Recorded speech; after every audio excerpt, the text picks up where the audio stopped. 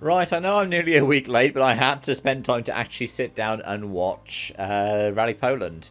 The what was Rally Silesia was now Rally Poland, and the return of Poland and its national rally, in terms of its flagship national rally, to tarmac for the first time in 20 years. The Katowice stages produced more surprise than they did when it was Rally Silesia, actually, I would say. One of the first things I do want to say is I do have to offer an apology to Teemu Sinonen. I was not aware of his elite ball knowledge, to use a Gen Z lingo. I've always thought of Sinonen as somebody who's more than capable when it comes to fast gravel rallies, but it turns out fast tarmac rallies also work well for him. I should have known that, given, Monty 2021, when he was arguably the fastest person for that first stage until he made a mistake and he was out of the rally on the spot. But yeah, a comfortable win, and he becomes the first winner this year, I think, to carry power stage points as well. I think I'm correct in saying that. He's on 80 points. Second place in the championship is Andrea Babellini, who's on 57. Neither of them scored in Sweden, and that is because Sinonen crashed. Had it not been for crashing in Sweden, he would be likely crowned in Ceredigion. Like, he could still have the pathway to that.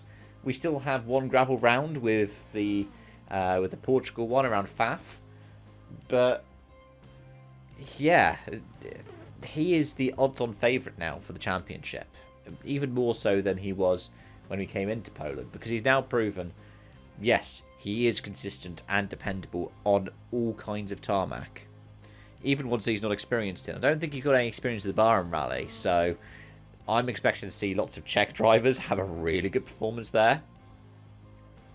But yeah, well done to him. Behind him in the standings was Jakub Matulka, and that was a really good performance as well for Matulka, the leading pole, and yeah, he ended up beating Mika Marcek, who had the result that he needed, a podium. Like, in terms of how awful it's been for him trying to defend his ERC crown, this is the result he absolutely needed. And yeah, at the end of the rally, he was only 13.5 seconds off the win. Heck, the top four were barely a quarter of a minute off the win. Andrea Mabellini in fourth. And that puts, like I said, Mabellini second in the championship, which is something that Mabellini needed. What was quite nice was a lot of the non-Fabias got into the top 10 still. So yeah, you've got a top 3 that's all Fabias, but it was different tyre compounds and different tyre brands. Mabellini is a Lancia, then Kajetan Katanovic in the Yaris, and then rounding out the top 10, 9th you had the C3 of Crichton, and 10th you had Eric Seiss's Solide 20, I think, for the event. If you go to the rest of the points, you also have the Yaris of Philip Allen. Even though he had the spin in the off late in the rally, he ends up coming home with points in 12th. But it was nice to see also a blend of local talent. 7 of the points paying positions went the way of Poles, and in each of the cases they were all Polish crews as well. It was nice to see Kaito have a good performance, be within a minute of the win. It shows that class is permanent, especially for the triple ERC champion. I know we're talking RRC and early R5 era for Kaito, but at the same time, he's still able to be competitive in that Yaris. And some drivers that we've seen here or there over the years who have got the potential and are starting to make good on it, like Yaroslav Koltun, or in 7th place, Adrian Jeznek. You do feel a bit for Simone Tempestini, who, if it hadn't been for the 2-minute penalty, would have been, 8th? Ends up 15th. Still points, but what could have been so much better for Tempestini and his co-driver. I always forget that his co-driver is Francesca Meyer, one of the Meyer siblings.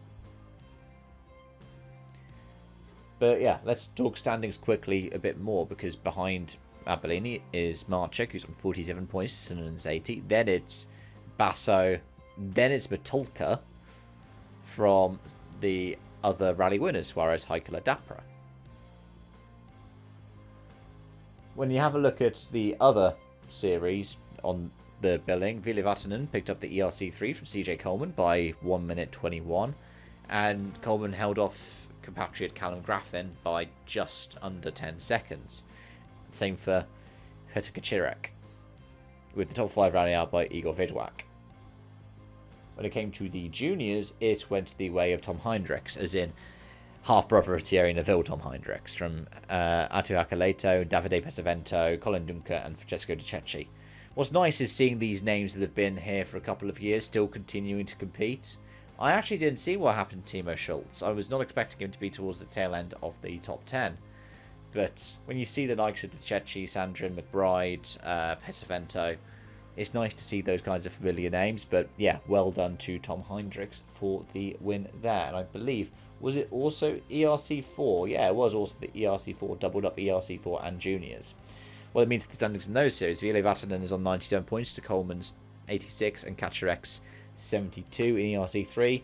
No Luka Zelensky present, so on 66 points, still 4th in the standings, whilst Graffin on 64 is in 5th.